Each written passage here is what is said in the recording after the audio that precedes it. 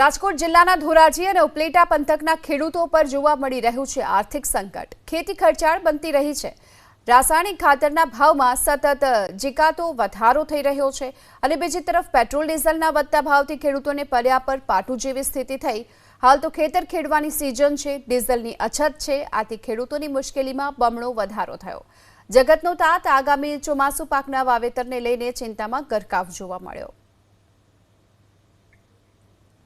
એટલો બધો ભાવ વધારો આવ્યો હોય તો આમાં અમારે શું કરવું?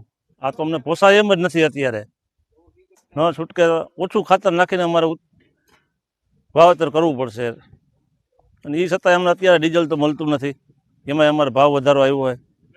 અત્યારે જો આ કાંઈ સરકાર આમાં રાહત આપે અને કાંઈક પેકેજ જાહેર કરે ખેડૂત માટે તો સારું હોય, નકર તો અત્યારે આ ખેતી કરવી પોસાય એમ જ નથી યાર કોઈ સંજોગોમાં। અત્યારે જો આ મશીનોમાં હકાવી એ મશીનનો ભાવ અત્યારે 2200-2500 રૂપિયા અમારે વીઘે હિસાબ જે 1350 ડીએપીનો ભાવ હતો એના 700 રૂપિયા થઈ ગયા।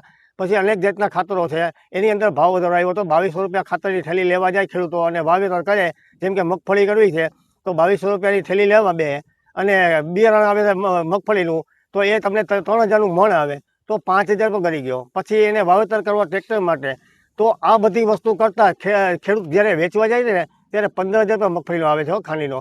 તો આ પરિસ્થિતિની અંદર હજી તો મજૂરી પણ મોંઘી, 500 રૂપિયામાં દાળી અહીં મળતા નથી।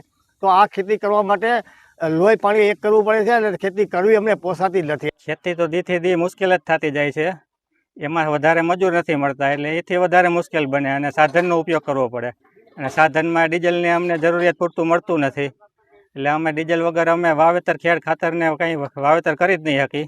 વરસાદ આવી જાય તો અમારા ખેતર એમને પડ્યા રહે, અમને મોટી નુકસાની આવશે।